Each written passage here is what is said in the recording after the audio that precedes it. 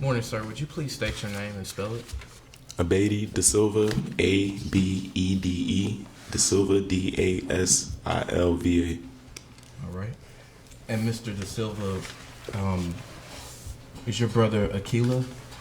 Yes. Were you present the evening that Akilah died? Yes, I was. Okay. And you testified in the trial earlier about your experience that evening. If I recall your testimony, you are 6 years older than? Yeah, 5 years, 9 months. Yeah. Were you close? Yeah. What effect has witnessing your brother's last words had on you and your family? I see it every day. I relive it every day. I try to block it out, but I can't.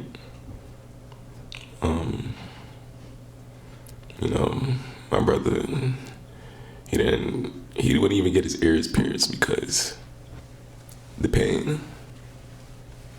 So to know that he had to go through pain in those last moments, and I could see it in his eyes, and I could see his face, how he looked every day. I mean, I see it every day, how he looked that night. It's just reliving it every day just tears me apart.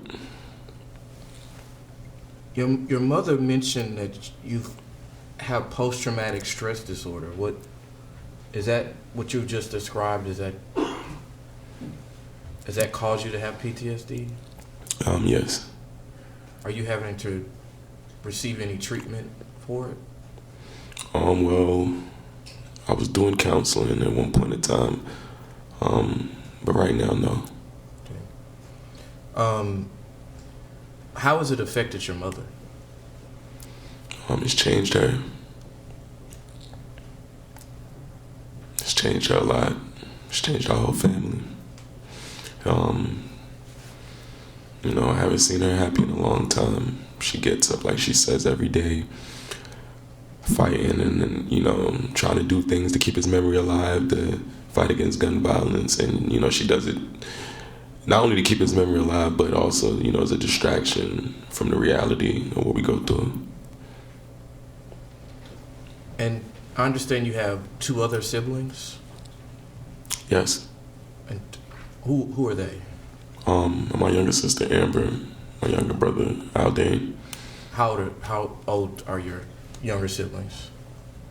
Amber's 25, and Aldane is 15. Okay. Are they here? Yes. Have they been here during the entirety of the trial? Yes. Were they also close to Akilah? Yeah, they were. So, with regard to Amber, how has this affected Amber? It's affected her a lot. Amber, she tries to stay strong. We're alike, we're so much alike. She tries to stay strong. She tries to hide it, but her and Akilah was only 2 years apart. They were real close. They went to high school together. They grew up together. They were more, I'll say when it comes to, she was more close with him because in the age. So it affected her a lot. She doesn't talk about it a lot, but I know it affects her a lot because sometimes she breaks down to my mom, Okay. And what about Aldine? He's special. He's different. He's a strong kid. It affected him a lot, but it definitely encouraged him. It motivated him to keep Akilah's name alive. It made him involved into gun violence and fighting to change laws. Okay. Yeah. I noticed that throughout the trial, your family has been wearing one particular color. What is that? Baby blue. And why? It was Akilah's favorite color. You see any pictures of him growing up, all the way up to he was an adult. You see him wearing baby blue t-shirts, hats, anything. You don't have on baby blue today, though. Yeah, I do, but it's under my shirt. Under your shirt. Yeah. Okay. All right. And do you see your brother in the image that just went up briefly? Yes. Okay. Do you remember him going to prom?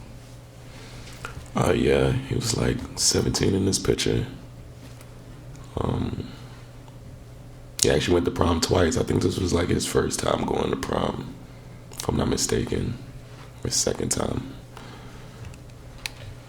On the night that your brother was killed, he was with his girlfriend, Shantia Wagner. Do you know if this has had an effect on her? Yeah, it had a big effect on her. At one point in time, that was the only person I could even talk to about the situation because nobody understood what we went through. I can even talk to my mom about it because, I didn't want to open up to her and, just tell her everything that happened. So T was like the only person that I could talk to, and it was times that she wanted to give up. It was times that she was just like going through all these surgeries. She just wanted to. They was talking about amputating her leg, and she wanted to give up so many times, and she was so depressed. And her and Akilah, I adored their relationship. Like, their relationship was beautiful. Like, I've never seen two young people in love, like, really genuinely in love the way they were in love with each other. She supported everything he did. She supported everything, and I always admired that about her. And I understand one of the things that he did was music. Yeah, he was a rapper, a videographer, an engineer. He recorded music, he shot the videos, and he was an artist. Yeah. What was his? Did he have a stage name? Natrix, like Matrix with an N. Okay. Dream. And what did that mean? I never understood where Natrix came from. I never understood where it came from. I just thought it was a cool name.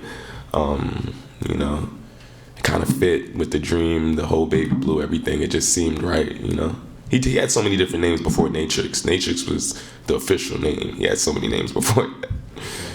Yeah. And your mother described him making music where he talked about, I guess, being against gun violence. Was that kind of the nature of his music? Yeah, his music was all positivity. He spoke about, like you said, in Prophet, he spoke about stop making hashtags because, in this time of day, people just hashtag something on social media and they keep it pushing. So he's like, instead of just doing stuff for just social media or just for the internet, let's really actually put action towards what we're saying.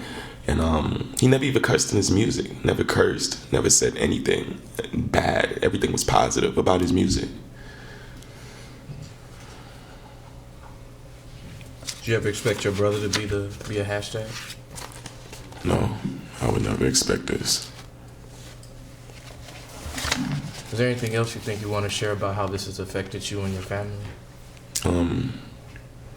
It changed my family, changed us, changed our lives completely.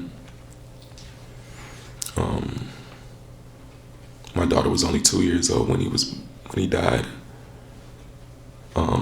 It hurts to know that I have to remind her who she is through pictures and videos, and she'll never get to know who he is.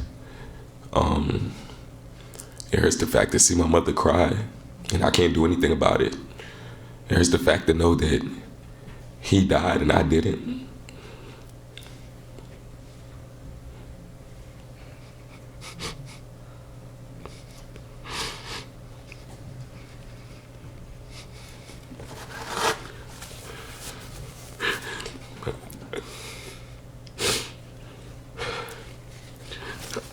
I just never understand. I don't understand I just never understand the significance of this. He didn't deserve it. I think that's what most affects us the most, the fact that the type of person he was. And some people say, like, why would he not have a gun? He's not that type of person. My brother would never pick up a gun. He would never shoot a gun. He don't even like guns. I'll just never understand the fact, I don't know, it just kills me to know that I couldn't do anything about it. The fact that I have to see my mom go through pain every day, it kills me because it's like, I just feel helpless. Like I said, it changed our family completely. in so many ways. It changed every last one of us, all my siblings, my mom, me. It's changed us as a person. I don't know. I'll just never understand. I just never understand, like, if anybody had to go, why it had to be him. Why it couldn't just been me instead of him. He didn't have any kids. He didn't do anything to anybody. Like, if it was supposed to be like this, I would have rather it been me than him. And the fact that I have to live with that every day is torture. That I have to live through that. This is something that I will never be able to get over.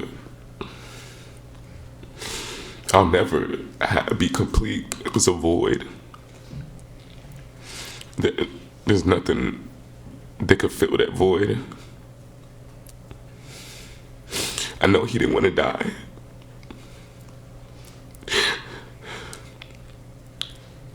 And the fact that he was murdered instead of, he didn't even die from a car accident or sickness, he was murdered. He had so much talent, so much gift, so much talent. Like she said, he built his own computer. He learned how to shoot videos on his own. Everything, all this stuff he learned how to do off of YouTube. Nobody taught him this. It was just like all this talent taken away for nothing. And it just tears me just to know, like, I'll never understand, I'll never get it. And I have to live with this for the rest of my life. And I don't even know how it would affect me later on, because it has affected me in so many different ways, in different stages. As the years has went by, it's affected me, and it scares me because I don't even know how to handle this. I've never been through nothing like this. I never lost somebody so close.